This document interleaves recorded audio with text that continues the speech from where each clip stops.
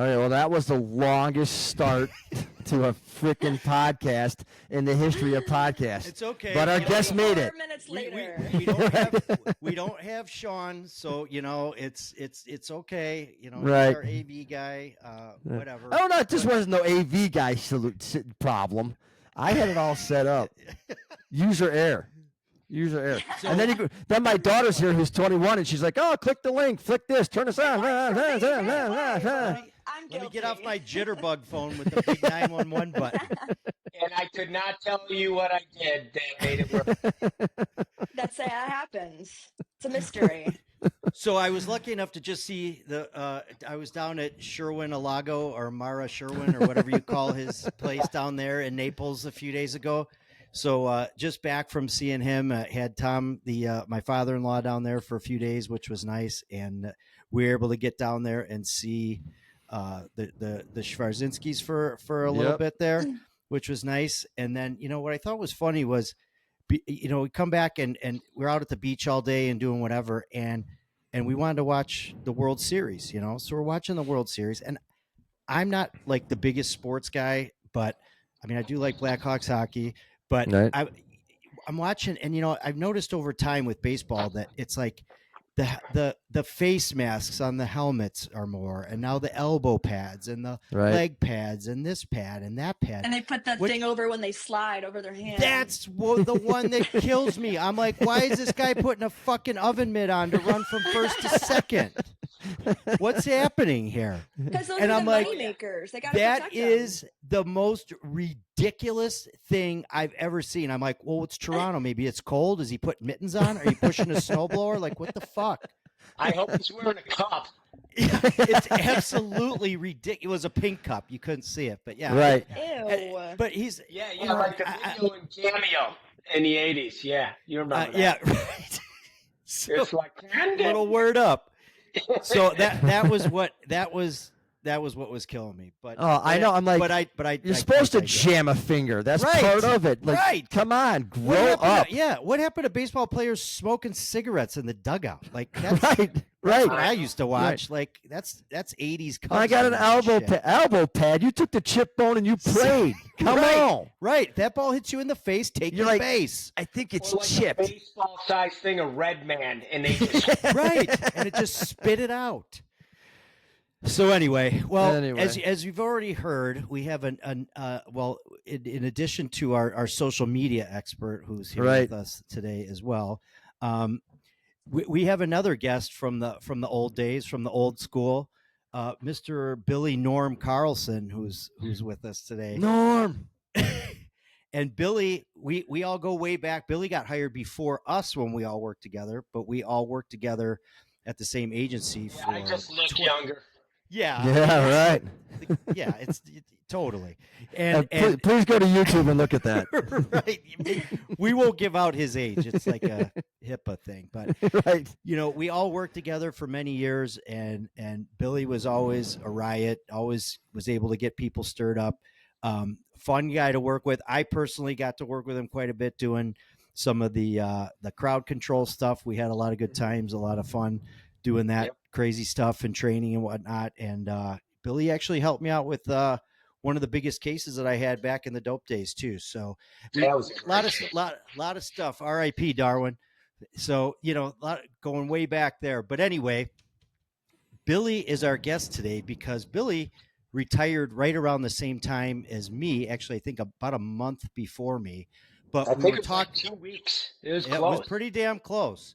And the best part of this, and knowing Billy has like one of these amazing backgrounds of working on fishing boats and traveling around Asia, and it's crazy. So when he came to me and he's like, "Hey," I said, "Hey, you got a job lined up for when you retire?" And he says, "Yeah, I'm going to work on wind turbines." And I'm like, of course. Sure. I mean, of course. What else would you be doing? Because we don't have any wind turbine. I haven't seen. I had to go to like Michigan to even see what a wind turbine is. Like, how do you even know what one is? But okay. So he tells me he's going to wind turbine school and he's going to be climbing these giant fucking wind turbines and traveling around the country. And I'm like, yeah, that seems like not dangerous thing to do after 25 years of being a Right. cop. But again, don't you want to relax a little bit? if anybody, I'm telling you, if anybody could do it, it's this guy. So and he's been traveling all over the place, and he's finally home for a little stretch here after he's been on some big hitch up in Canada or something. That is correct. And so we were glad to have him come on and catch up and laugh a little bit and actually tell us in all seriousness what it was like going from being a cop to just doing a complete 180 into a whole nother career, very physically demanding, dangerous career in a different way than the police. But so welcome, Billy. It's good to see you. Hey, welcome. And I don't want to rain on anybody's parade, but isn't it just a big thing that gets pushed by wind? I don't really know how. Like it seems like it's like you go up there with your wooden shoes. What the questions, Chris? I mean, like it's a big thing that's won by the wind. But anyway, it's got to be complicated. So Billy, I guess. tell us first of all what that was like leaving the police world to go do that. I know your training, I think, was about 6 months or something you said. And then like, what was that like going from a long police career and then just totally changing gears and doing something like that? It was complete unorthodox pivot. I found out very shortly that I was probably the only one over the age of 45, maybe 40, ever dumb enough to go entry level into this industry. However, I'm very thankful the Almighty has kept me intact, and I was doing it. I was able to do it, and the height isn't the real thing that I didn't know how I'd react when I got up there eventually. And I didn't have butterflies. I didn't have an adrenaline dump. If I had slipped and hung from the lanyard, I'd probably have to change when I made it back down. I can't even think about it. Have you ever seen Urban Cowboy where they fall off the oil rig? It gives me willies. Right. So actually one of the terms for it is turbine cowboy. The other one is industrial athlete. Is that self-coined? Is that what you call yourself, turbine cowboy? Turbine cowboy. Did you make T-shirts? Farmers only. Yeah. So how was that? How was the training process? I mean, that was again, you're an old dog in a new dog world there. That was really hard. I was older than the instructors. The students went as young as 19, and the oldest student closest to me was like 35. I'm obviously older than that. I'm 59. He said it. He said it. And well, no, I was 58 going to school. But the scariest part, and they said, I've heard this somewhere before, that all the head trash we accumulate over the years in that job, and I honestly don't think it's the tense. You guys would probably agree, most real cops, if they're ready for it and not getting surprised, they'd probably go to an armed robbery in progress for free, right? It sounds different. Right. However, the real toll is the sad crap you keep accumulating over the years. And I always idolized trades. And I used to see these things in Indiana when I drive by them, and I'm like, I wonder what it's like to work up there.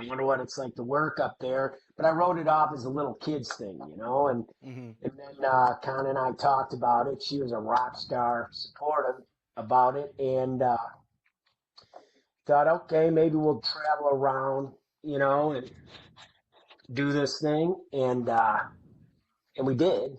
Well, she didn't travel with. It was because we were bouncing everywhere. But in school, it honestly took me about 6 weeks. Like the neuroplasticity of younger kids compared to me was humbling. Yeah. Like I would pick up. I learned how to read electrical schematics and hydraulic schematics. Learned all kinds of rigging, troubleshooting different problems up the turbine. Those things are actually quite complex. And you aren't allowed to wear wooden shoes. They have to be steel toes, Chris. Yeah, thanks, mister. So so that's why in my world I try and make as much money as I possibly can so I can hire people to fix shit that even says turbine in it. Hey, he fixed the fire alarm today. Yeah, I did. I changed all the batteries. All of them. Yeah, yeah. So it was. You got all kinds of hazards, as Scott alluded to. Electrical. People lost fingers. I want to say before it was June in the industry in North America, they probably lost 6 techs. Really? From injuries? 1 or 2 falls. Shit. I can't remember it all. Maybe an electrocution or 2 that happens. Well, that'll teach you to put your fingers where they don't belong. So yeah, and in my end of the industry, which was major component replacement, so we exchanged generators. At your age, that's knees and shoulders. And shit.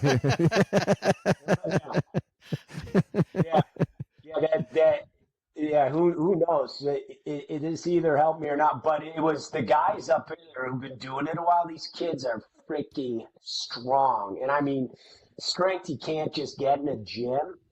And I was tired, but I knew my body was either going to break down or get stronger. Unfortunately, it chose to get stronger. In academy, it was I went you know how I love new officers, Scotty. And, right. Yeah, I feel like a big brother to them mostly, and I loved doing that, and I got to do that in academy. Mm-hmm. And when kids were struggling, get everyone together. It wasn't like I was the star player in academy, but I was like the team captain. Yeah. And the goal was when I started, and I didn't know if I'd be among them, the goal was, if possible, 11 of us are coming into the class, 11 of us graduating, I would be ecstatic. And that happened. And it was, and these kids, God bless them. I learned how to learn again. It took about 6 weeks till my brain started embracing all these new concepts again. Mm-hmm. Yeah, because I mean, you just went straight to it. Like you retired and went straight to it, right? So it wasn't even like you had any downtime. My first day of class was technically 4 days after my retirement date. Right. It was not what I wanted, but that's how it broke down. And and then I got off job with this company, and come January, bam, here we go. And all over North America. In the first 6 months, because replacing generators, they referred it to me as the SWAT team in the company. I referred to it as the gypsies. I had to do 5 cross-country drives, California to Canada or vice versa. It was, you're in 80 degrees in Ocotillo across from the border from Mexico, and a week later you're in Manitoba and you cannot cover enough skin. It's just terrible. And you got to drive? They don't fly you?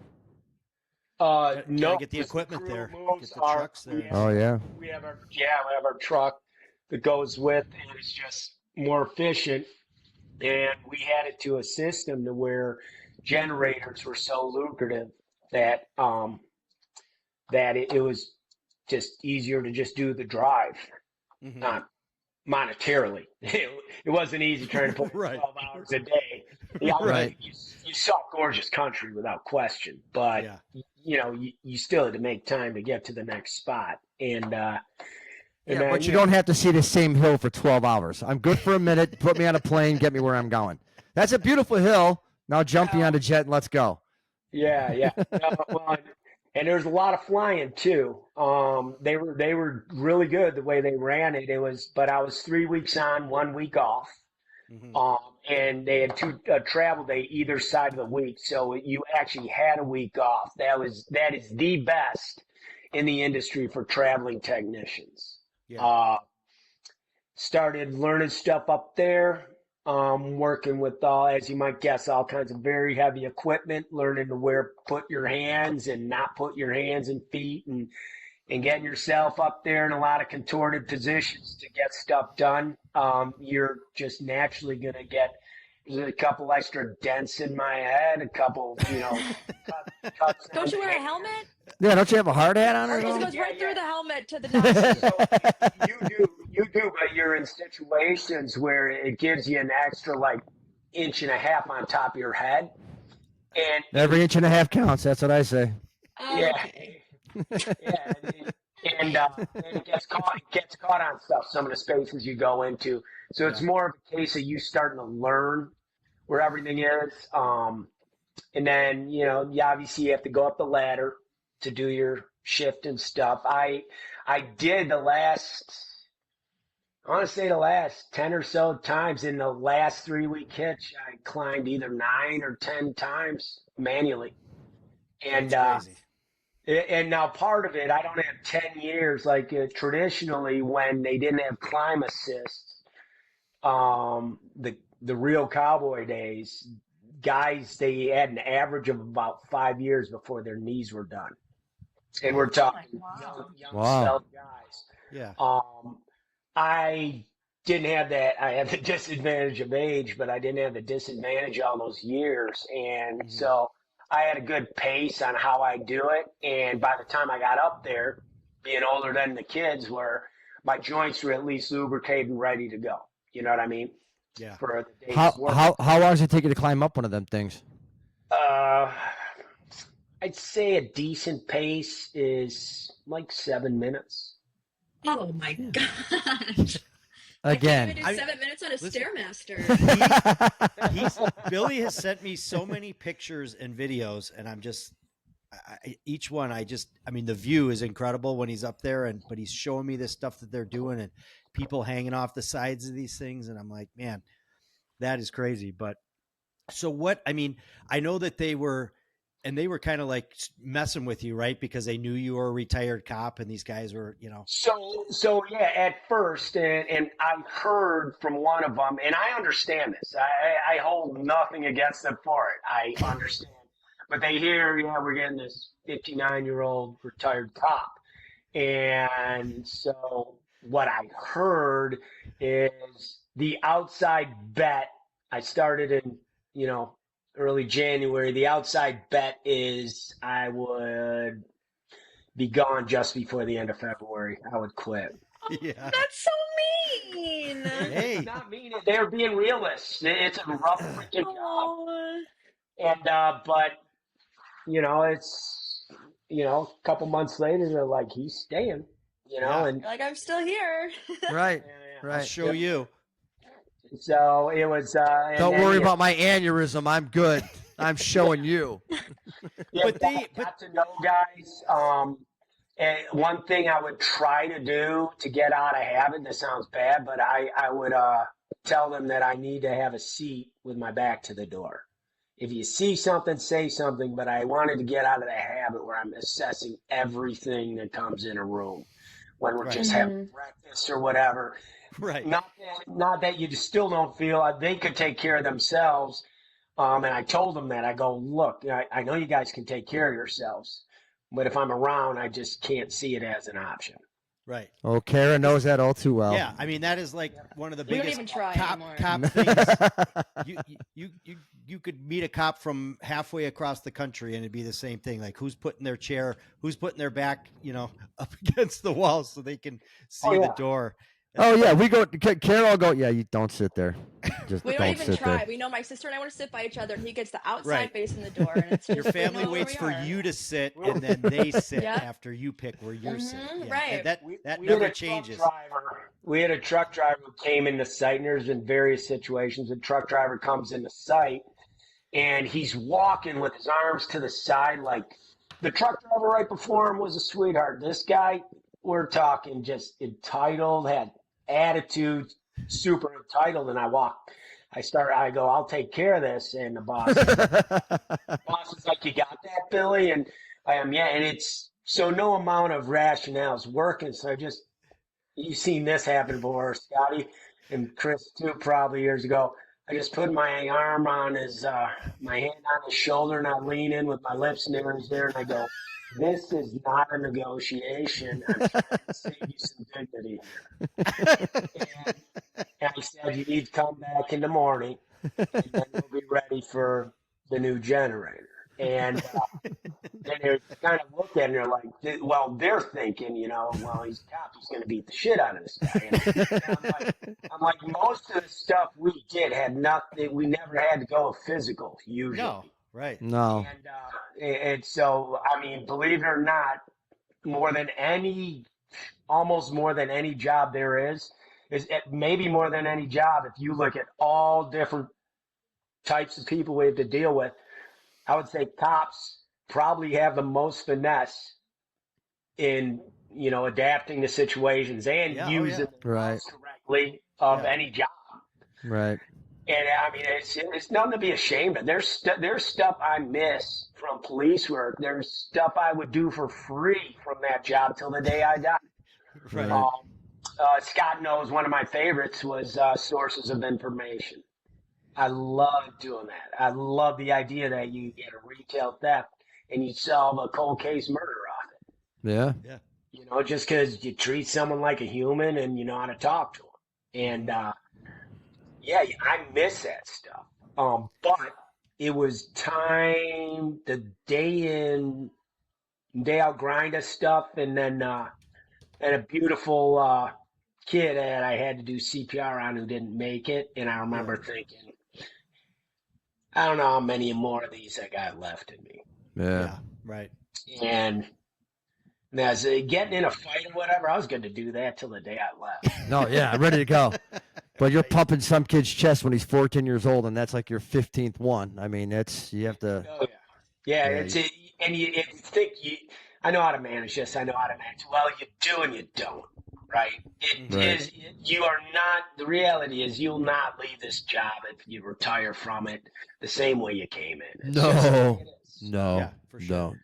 No. Well, and I just like that you have command presence on the job site of installing a wind turbine. You're still using command presence, just in a whole nother degree with finesse and truck drivers. So there's unforeseen things that pop up. He's got his hand on his drill like his pistol. You're like, what are you doing? It's okay. I got it. So. But yeah, just different things. If someone's having a rough day, you're the big brother, and they can talk to you about whatever. I like that. But I mean, they are freaking smart and talented people. It's not just they're tough and strong and pretty. They're like tough billy goats up there too, the way they move around. And I was doing it. I was doing all that. I can't cheat and stay out as late as they can. After dinner, I'm going to the hotel and crashing, and they can get away with it. They're younger. But I was doing it. But they're also very smart the way they can solve, like, technical problems and unforeseen things that are going on. It's impressive. And I was fortunate enough, they took me in their world. And, I thankful. How many people, be on a beach or whatever, and I hope to do more of that now, or whatever it is, spend time with Con more. That's the hard part, being away 3 weeks. But God help me, if I could be home every night, I would do this exact same thing a couple more years. I liked being up there. It sounds stupid. It's counterintuitive. It makes no sense. I did like it. And I think part of it, sitting up there at times, you're looking over the countryside or on the side of a mountain, like in Northern California with Mount Shasta in the background, like it's fake, right? It's so gorgeous it's fake. Or even a desert valley, a desert floor at sunrise. It's unbelievable. Well, you're sitting up there and you couldn't be further away from street problems. Right. And you got so many hazards you have to deal with up there, but none of them involve an intelligent human being who might want to hurt you that day. Yeah. Or make your life difficult in another way. It's just straightforward. Even when you're sore and tired, it's straightforward. It felt good after a day. It's like, look, we fixed this, we did this, we moved that. it feels good. Like it's like when you build a shed or something, you're like, I got something done today, or a house, or it is Chris satisfying. changes the batteries in the smoke detector. I changed the batteries. I think I'm a freaking hero. Yeah. Hey, take it easy, okay? Hey, but I did have to replace one twice because it started beeping. It must have been a bad battery, but I figured it out.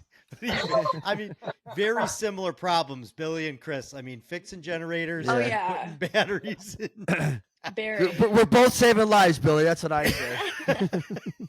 But I mean, it's impressive. Seriously, I've been staying in touch with Billy all this time, and just again hearing the stories and seeing what you've been doing, and hearing like kind of what you're talking about now, just how your one career is kind of, how the things you've done and learned, it relates to this, and just your interactions with the people. Cause again, you were always good with the younger crew, and stuff. And so I can see that, they found their new weird uncle when you were up there, right? When you were up there on the tower with them. The drunkle. Yeah. But no, I mean, seriously, like it's impressive. And I told Billy, the other day when we were getting ready to put this together, I said, man, that is an accomplishment, especially, right. And I'm going to say, just because, he's not that old, but he is also probably the most physically fit guy I've seen at 59. Oh yeah, for sure. Is he more physically fit than you three? Oh, you please. Three oh, dumb skulls? Hey. Together. Listen, only in work situations, but I've seen Billy with his shirt off a lot of times, Yeah. So it's like only in work situations. Right. That was my disclaimer. Because those who know Billy well know that he had an infamous pose down, I will say, towards the end of his career. That those of you out there that know him, it goes down in history as one of the that's the best. One of the best photo shoots. To sign off on those pictures. Right. Right. It's one of. It's funny you see me and my dog cuddling me and my dog playing tug of war. Billy no shirt on. What? Right. One of the ultimate agency, let's just say agency photos in the history that I've ever seen. So that was the best. But and the best, right. What was better than that? The Chiefs' blood was boiling, and that was the best. That was the best of the whole thing. Did make it the best. He's just stewing, just made it feel better. It was. I enjoyed that. That was just made it feel better. But Billy, I mean, it's crazy. That's awesome. So I got two questions. Seriously, were you really just driving by these turbines and say, hey, I really want to know what it's like? Or did you always have an interest in something? Because I drive right by those things going, whatever. So I drove by them. I saw a truck below, and I thought, what's it like working on those things? I bet that's a challenge. I mean, that looks like a cool job. I wonder what it takes to get into that. But I just wrote it off as like a little kid thing, like before I tried to be a cop, I wrote it off as a little thing when I was 6 years old, and I used to look up to cops. But there I went, 25 years. Well, these things, I couldn't shake it. It just kept going and going and going. So I'm like, I'm going to explore this as a pivot. Okay. And it made no sense. And the industry isn't totally what I expected as far as Con and I getting to travel and have adventures together. Right. Just the way it's set up. And it's so finally we were at a cabin in Michigan. I'm like, I'm going to go to this wind turbine academy and talk to some guys. And then I was like, if it's going to happen, it's going to happen here. Okay, at Kalamazoo Valley Community College at the Turbine Academy. And instructors were fantastic. They were great. Obviously, the other students, I love them. We had one. I mean, still keep in touch. He's like our nephew. He was from Eastern Tennessee, 9 hours away. So he'd sit there and crash at our house or whatever. I mean, fantastic kid. And he's like my nephew Samuel, and we go. Neat thing that helped me wean off slightly law enforcement. They had the police academy in the same building. Oh, nice. And so I'd be in the hallway, and after and I'd walk in, and of course, they're very tightened up. It's a good academy. Like the last 3 people in any run have to carry bags of rocks. I'm like, this is No, you're not being serious, are you? Yes. Oh yeah, yeah. I'm like, I like this Yeah. party. Well, they're all lined up and they're all, wound up tight. And I walk in, I got my kids from the wind class and everything, and I'd be like, how are my little brothers and sisters this morning? Well, the first week or two, it's like, morning, sir, and they kind of smile. Well, about 6 weeks in, it's lunch break, and they're in the hallway, and some of the kids, because the Turbine kids, they looked up to the Academy kids, like the Academy guys, and they actually had a PJ in the Academy. Is a fantastic. They had some like guys who are going to be dynamite cops, but they'd all sit there and they'd be like, Billy, we got some questions, and so I tell them, I go, well, as a new officer, because you'd have them, and they were humble enough. Some of them, they'd be like, I'm worried I'm not going to cut it when I'm out there. I'm like, you got the right attitude.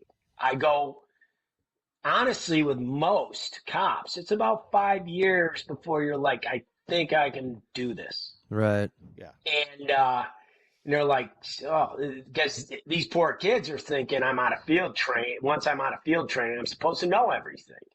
And so I'd be encouraging to them and talk to some of their instructors and stuff too. And the campus cops who are full out police, they're all ex-Kalamazoo guys. So that which is like a rough Aurora or whatever. Yeah. Right. And those guys, it was the cops trained in the basement, the actual campus cops. And then I and some of the kids who would join me to work out in the morning. And they took the guys they thought it was the greatest thing on earth. They're like, we are allowed to work out with the cops, with the campus. And then you took your shirt off and showed everybody. Right. Can you put oil on my back? Exactly. Am I glistening? But we actually, it's funny you say that. In winter, we chose as an off thing. It was winter, it was snowing, and we went for a run bare chested. Nice. So, yeah. Nice. So, well, I would probably feel good. People, we had a reputation on the campus. Right. It's pretty cool. They're like, who is this ex-cop wind turbine guy running around the campus with his shirt off? Like, no, trust me. With a bunch of 19-year-olds. He's good. Right. He's good. 19-year-olds, yes. He's got. Oh, You're like man. 17. Right. Man, Billy, that's great. That's great. It's good that you made that pivot and, kind of let other people know that they can make that pivot too. Like, you don't have to stay in law enforcement like I did. Yeah. like I did. As a childhood buddy since 4 years old who taught me into the business years ago, said I should apply to become a cop. Obviously it worked, but he said when he retired, and it's so true, a lot of cops are like, I can't picture doing anything else. And I understand that feeling.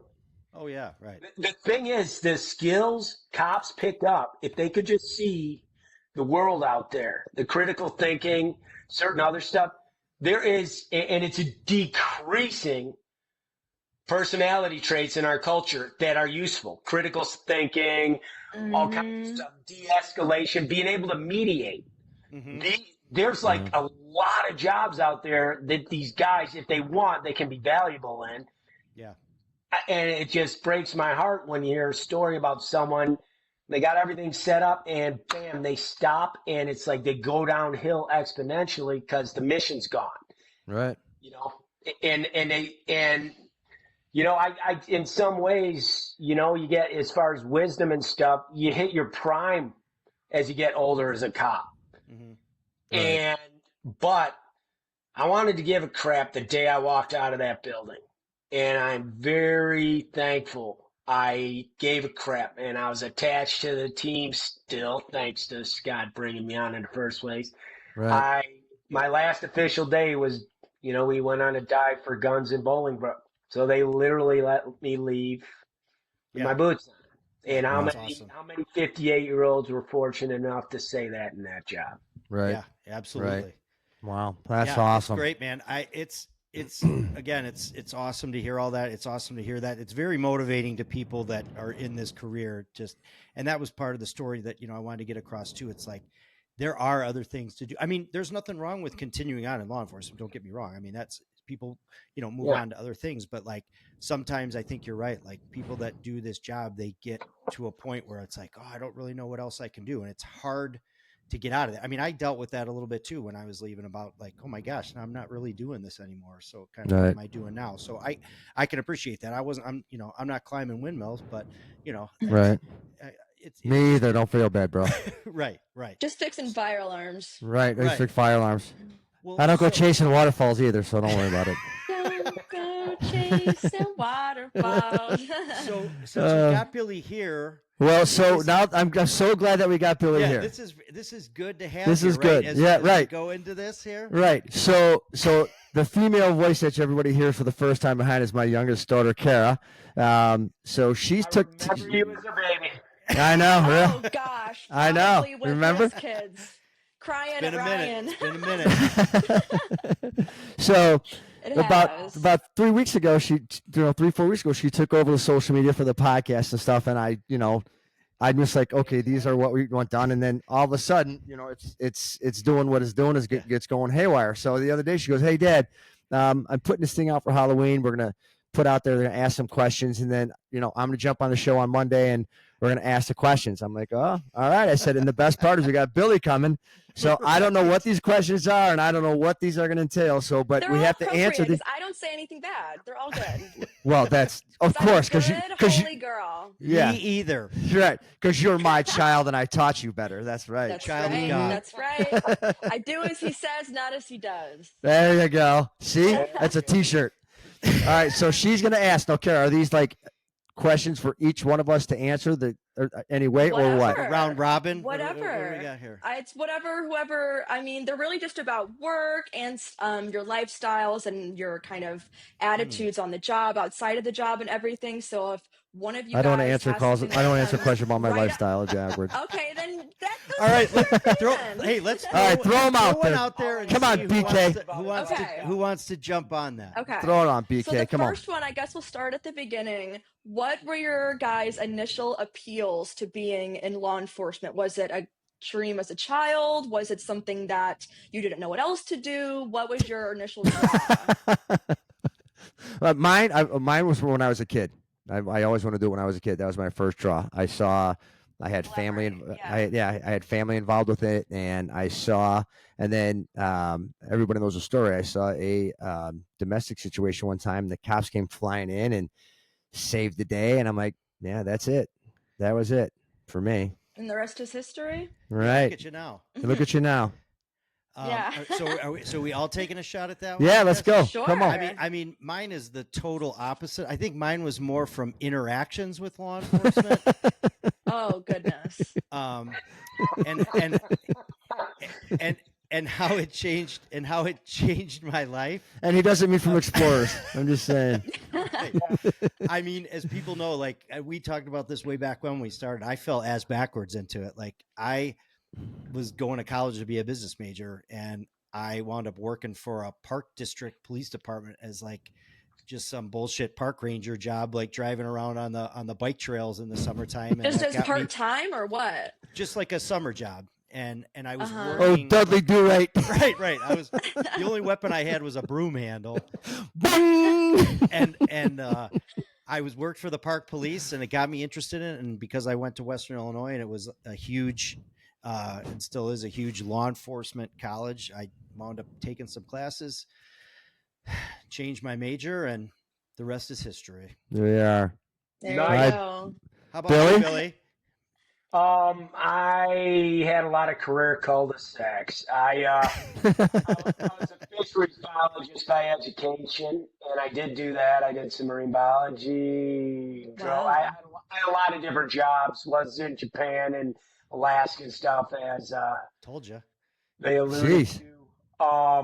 That's a whole nother set of stories. But at 33, my name got called. My buddy John told me I should look into it. You could see me doing something like this. So I applied. There's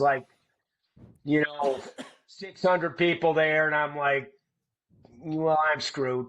And there was and a lot of them were like professionally taking tests at the time. I mean, it wasn't buyer's market at the time or whatever. Right. And so all of a sudden, lo and behold, made it through enough sieves and they hired me. And yeah, and God help me, I love the job. And like what can never be replaced is like the relationships, man. The brotherhood, for sure. The intimacy of not just relying on people in dangerous situations, but, you know, working with people who are so freaking intelligent, and you're playing with a baby on one call and you are trading hands with someone on the next. Yeah. Right. And what other place in this world do you get to do that? And your job is to make people accountable. Right. You are paid with a 1-2. Right, with a 1-2 punch. You are paid to do the things and see the things that decent people, they pay you and they put food on our tables so you can do those hard things that you are designed to do. Right. Yep. Right. That's amazing. Yeah. Good one. Yep. All right, okay, BK, number 2. What about favorite memories? This could be happy, sad, scary. Could be all three of you guys. Sean, you guys alone. That's what comes to the top of your head. Oh my god. Oh my god. I think my favorite. Like, wow, that was a great night. Oh my god. Or great I think call or whatever. I have a couple, but I think the best one was when we'd all go to a call and you would be making fun of people, and we're all laughing, and they have no idea. No way. I know, and they have no idea. Like, they have no idea you're making fun of them. Like the one time I called that kid Sammy Hagar, everybody's laughing but him. He has no idea I'm making fun of him. Like, those were the best calls. I think you just go, and then I think the other thing is that when you did go on a serious call, whether it was, you know, a death notification, or you save somebody or whatever, I just think afterwards, everybody that you are close to being together, being able to talk about it and either rejoice in it or, you know, talk about it to work through it. You know, those are my biggest memories. Awesome. Yeah. I can't think of one specific, but I can just say, kind of similar to what Chris was saying, is that there are just so many times. Yes, there are awful things that have happened, and you see and you work through that. But the other, 80% of the job, I mean, we had so much fun doing stuff. I had so much fun working with these guys, and I got to say, Billy, is one of the most entertaining people I've ever seen. And I will throw one story out, and there's pictures of it, so it's documented. It's out there. Send them to me. We were. This was just not long before we retired, and we were doing some training, and we were doing like a mock protest thing, and that's right. And that's all I need to hear. So we would divide up the group, and some of us would have to play the agitators, and some of us were the cops, and then we'd do the scenario again, and then we change out. And so as all the as the role players, we just wore these looks like the yellow traffic vests or, whatever. So it was clearly like, this group is the role players, and we know we're the cops because we're in our riot gear. And I come around to the corner of this thing, and Billy's got one of the ones tied like a do-rag on his head and the vest up like a half shirt. And I'm like, we're supposed to be, my God. We're supposed to be like, it was like a road safety Pirates of the Caribbean. I don't know what, and you're trying to be serious, and we're trying to actually work through a serious scenario. Right. And people are and Billy's yelling at the police like he's a pretend protester. And my God, I'm just laughing. I can't keep my shit together. It was just too funny. And then of course everybody wanted to take pictures with Billy and all that. And oh my God, that was one of the funniest damn things I did. We had a training not long before we left. That was definitely a good one. Wow. Sorry, all right, Billy. I Billy? had to put that story out there.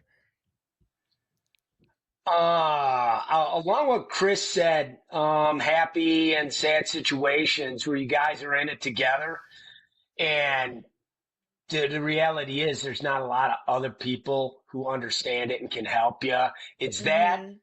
And watching new people that you looked out for when they were new and tried to mentor, and watching them get the things you didn't get. Yeah. Super satisfying. Mm-hmm. Yeah, for sure. Absolutely. That's awesome.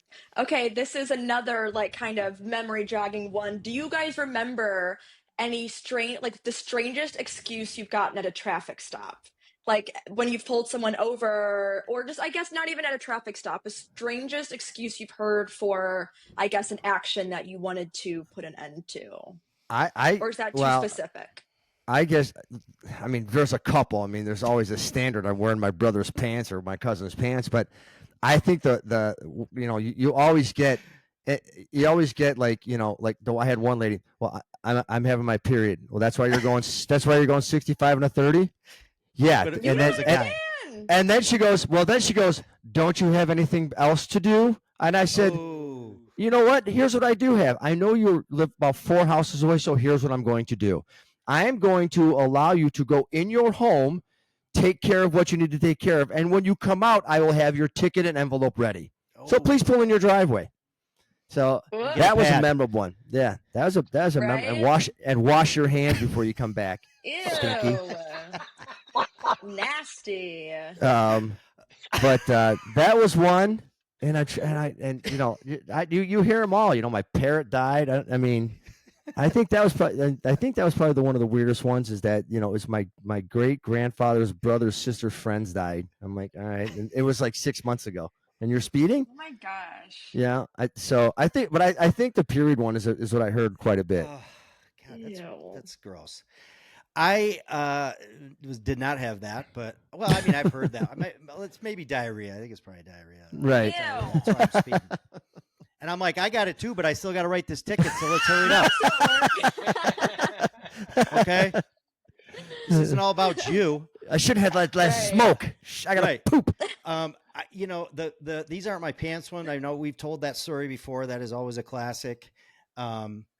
One of my favorite ones, like, you'd stop a car, like there was just some crime in progress, or, something that you stopped a car, or they were leaving the scene of something that happened, and you get the one guy, like you got three or four dudes in the car, and you get there and you're getting everybody out, and you're getting everybody's story. And the one guy who always says, well, I was asleep.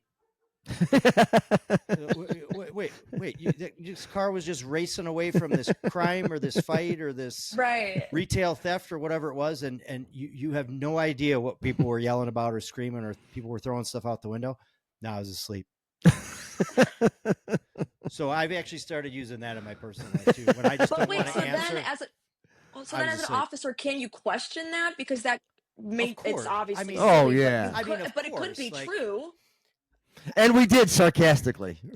Right. Yeah. Of course. I mean, you would, as you learned to interview people and talk to them, sure, was somebody maybe asleep, but most of the times these were probably situations where people are like, I'm not saying shit, so I'm just going to say I was asleep. Exactly. Right. So it depends how convenient it was to be asleep. Right. Mm-hmm. Right. Like if there was people fighting and shooting and crashing cars into each other or any of that kind of stuff, probably you weren't asleep. It's not like you just got off the expressway from a long journey to the Red Roof Inn that you're pulling in for a nice night. Right. That was always a good one. Yeah, I do remember one where we had a burglary to a gas station. And it was a boyfriend and a girlfriend, and I found the car. I pulled the car over. I did a passenger side approach because the guy was allegedly armed. Mm-hmm. So it was the 4-door, so I'd had the longer windows on the passenger side. I have my pistol out, and I'm walking up, and I see the girl. I see him. I'm like, put your hands on the steering wheel. And I get up to the window. I'm like, hey. She's like, he did it. So long story short, backup comes. We cuff him, and I'm like, what would happen? She goes, he's cheating on me, and I found out just before he committed the robbery. I said, there you go. Can I ever? He did it. Anyway. There you go, Jackpot. girl. Thank you. All right, Billy. All right. Actually, there's some similar stories to what they're saying, but I guess a kind of goofy one is I was pretty new. I was like 5 years in, and I run a plate, and the plates are suspended for insurance, mandatory insurance. And so I pull the car over. I'm like, oh, this is a decent ticket, right? You should know better. And there's a woman driving. She's got to be like 106 years old. And so I walked up and I'm talking to her. I'm like, your plates are, and she's like, excuse me? And she's talking. And so finally, she got over on me, God bless her, but it seems pretty genuine. But she's like, excuse me? Okay. And then she goes, what? And I tap her on the shoulder as loud as I can. I go, have a nice day. I want nothing to do with it. Just like, Oh my gosh. She was almost in Aurora anyway. Oh, Right. yeah. You're just almost put her over the home. border. Yeah, put it over the border. Let's do one more. Oh. Got a couple more. Go ahead. Okay. Let's see. Okay, we'll do two more. Okay. This one's a little bit more serious. Has your view of the public changed at all? Has like your perception of behaviors and attitudes gotten worse over time, better, or how has that kind of shifted as you guys have been in the field? Mine has gotten worse. I just don't trust anybody. I don't. It's even when, like, and Karah, when we go places and stuff. I mean, you always see that meme with, where's Dad? Well, he's probably got his scotch leaning up against the wall near the fire extinguisher by the exit door, planning a safety, planning a Right. safety check and finding the nearest hospital. And, Right.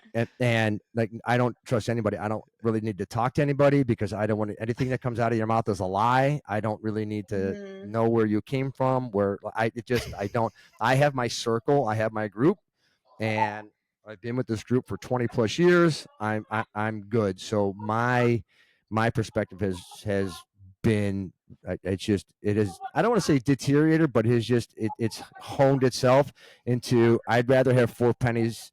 I'd rather have 4 quarters than 100 pennies. Right. That makes sense. What about you, Scott?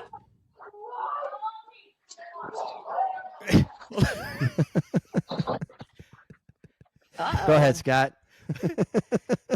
Billy's got to handle domestic at his house. No, Right? that's actually my daughter on a video game. I thought it was his parrot. Yeah, I definitely got more that way over the course of my career, and people probably wouldn't believe this, but I consciously tried to pay attention to that. But there's just so much about it that you just get, because you always feel like I can't let my guard down, and then it gets to be impossible to turn that off when you are just going out and doing things with your family and your other friends and whatever, and it's just kind of becomes who you are. And they say you're sizing everybody up all the time. I mean, Chrissy says that to me all the time. Like, she goes, you should see how you like look at people, and I'm like, well, I'm not, I'm just, are they not coming up to me? Then I'm right. right then I'm right. You're doing a good job. It's my repellent. But Yeah. but I actually think again, she might not agree with this, but I think I've actually mellowed out a little bit since retiring, and I'm trying to be more, like I said, I'm not doing police work. I'm police adjacent, so I'm still working with cops and all that kind of stuff. So I'm not like totally out of it. But I think it does start to, it's never going to go away, but Right. It is definitely something that I think we're all conscious of it. It's just a matter of sometimes you got to tell yourself, like, all right, relax. You're at church. It's not going to be a shootout. Like, okay. He doesn't close his eyes at church. Like when the pastor's like every bow, every head bowed, like every eye this. closed. He's like this. Yeah. I look over. I'm like, is he closing his eyes? He's like, yeah. I'm like, okay. And I mean, That's when they get you. That's when they get you when they think you're sleeping. Oh gosh. So that's mine is, some of that is starting to fade for me, and so I think it just gets better with time, that you kind of calm down a little bit after you get done. Right, Billy. Right. Yeah, I'm trying to make the stuff fade. I think some of it gets better. I over the years, I started getting salty, and not like you think. Like I always had patience, especially for kids. But anyone who wants to come up, ask a question, whatever, I always have patience for that. I try to remember those guys put food on my table. And not enough that I don't have to work on wind turbines, but they did put food. I'm joking. And I'm very thankful for that. But especially post 2020 when people thought they could just openly patronize you. Oh yeah. Right. They were in for a treat. Yeah. ACAB, the ACAB If you're a movement. principal, if you, I don't care who you are, if you're patronizing, this dumb cop with a GED is going to embarrass you. And how embarrassing is that? Right. And, Yes. and I'd also get, you'd have people in town that's probably happened 10 times in my career. I would say of the last 8, the response was well, I'm good friends with city councilman this, or I'm good friends with that. And I don't know, I guess that's supposed to be intimidating. And I all of a sudden smile and I go, ask city manager blank blank, how much does Officer Billy Carlson respect political standing? Oh no. Sign here. Sign here. They get the oh no look, and I go, you ready to start over, or should I just leave your house? Stop it. They start over. Hey, I don't care. I don't care how much money you make. Unfortunately, Right. for some of them, my dad raised me with a disdain for social status in and of itself. I know great people have status, and they have humility, so you Right. can too, you know. But yeah, no, it got rough. I got less patient with some of the people who were too attached to calling us when they weren't police issues, verbal arguments, and you're going to be the exclamation point on. I did get less patient with those things with non-police calls that police got sent to. Yeah. Right. Well, hey, I saw a bear in the neighborhood and I called 911. No, I want Florida Wildlife wasn't answering. I tried Florida Wildlife, they didn't answer. No, as long as and Scott knows Chris it, shot it. As long as I get to put it down and eat Answer. it. He was at work. Yeah. Oh yeah. Billy would wrestle it. I would shoot it. Well, It was huge. I'll show you. Scott has pictures of me after I dressed out a deer at work. Yeah. I didn't want to go. Look at the size of this. In the back lot of the PD. Oh, that's awesome. It's It was huge. next to the That's DMV. awesome. Are you sure They're at the that's somebody in a DMV. In the costume? car. I was like, he's gonna eat us. It's like show business. Okay. All right, last one. All right. Here we go, See. Karah. We'll end with this. If you could give a piece of advice to yourself as a younger cop, yourself as an adult, a younger cop starting out, or a few pieces of advice, what would they be? You can give a few. It doesn't just have to be one. Scott. Okay. It can be about life, work, health, Mine, balance, I can tell anything. I can tell you this just based on the things in my career and the different jobs that I did in my career. I would definitely go back and make a better effort to make time for family and some of the other things. Like, not that I didn't make time and we did family things, we took vacations and stuff like that a lot, but just some of the jobs that I did personally just were eating up a lot of work time hours and then hours outside of work, you know, with phone calls and getting called in and all these different random things, which I get it. Your family signs on for that, but it's not until you do that for several years that you realize, man, this is wearing them out. So, you know, that I wouldn't change anything that I did, but I would probably just try to be a little more conscious of the impact that had on everyone else, because, you know, it's just, you get so, especially when you're busy and you're doing stuff and you're excited about doing the job. It's like, I'm just going to go, and I'm going to make overtime and I'm going to work and hustle. And sometimes some of that stuff falls on the back burner. So my recommendation to people who are getting into the profession is make sure that you make that time for yourself and your family and friends, and, you know, don't let it dominate your life. That's awesome. Billy? There's a few things I would encourage new cops who just became cops, and or even interns who are geared on being cops. I said, you guys are now the ultimate nonconformists in society. You guys are like punk rockers in 1977, but at least you don't have to lie for your narrative. You guys are on the right side. Come into the job with your sense of right and wrong already settled out. You are not going to learn that on the job. Right. And have someone who's wise that you trust, that you can confide in about whatever, of the same sex who's been there longer than you. And you can confide in them, a struggle at home or whatever, someone who has your best interest at heart and will tell you the stuff you don't always want to hear. Those are some of the things I would say. Now, do you feel like they would normally, would it be better to go to someone that's a cop so they can understand more of like where you're coming from? Find an older cop there.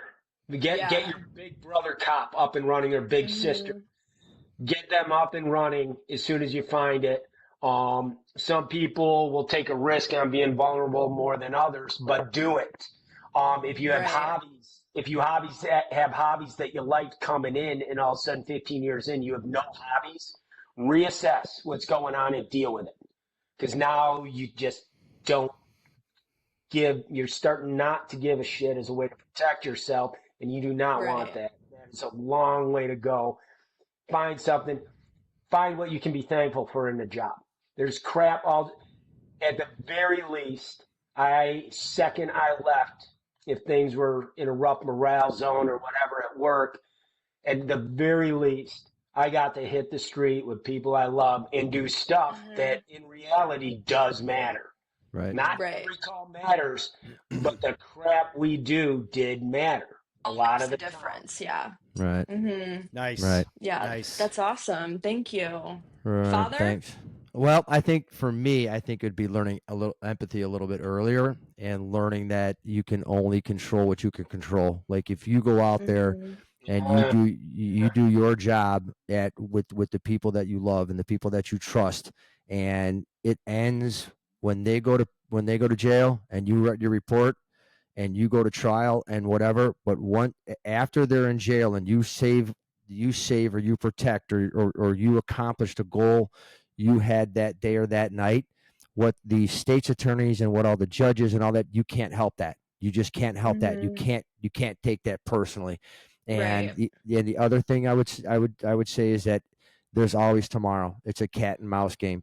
You see a lot of guys getting jammed up for, I got to get this, I got to get this bad guy, and I'll do whatever means possible. And I would say don't do that. Pursue bad guys with honesty and ethical means, because I guarantee you, it's a time game. You will get them. But you really just have to, put it in perspective that your work day's done, you save people, you help people, maybe got in a fight or whatever, but anything beyond putting that person in prison, and you cannot take what the judicial system does personally. You have to take what you do and your friends do. And the rest is it. The rest is it. Yeah. Absolutely. That's it. Well, thank you guys. I appreciate it, Karah. Billy, Karah, give out your Instagram handle. It's been a slice. My handle is at Karah Sherwin, KarahSherwin, at 3 Cops Talk too. Follow, we'll post there every week. You guys see this here really soon. Awesome. Thank you. Thank you so much. Seeing you again, Chris. You look great. I know, it's been 21 years. It's very Florida.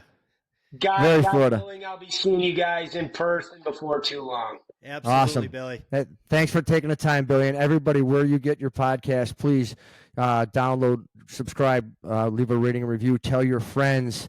We are really trying to make the world a better place by bridging the gap between civilians and the police world. Go to our website, 3copstalk.com. You get old episodes, and you can leave an email there. If you want to be a guest, have a question, concern, a suggestion for a guest, please email us at 3copstalk@gmail.com. Otherwise, thank you for listening and have a blessed day.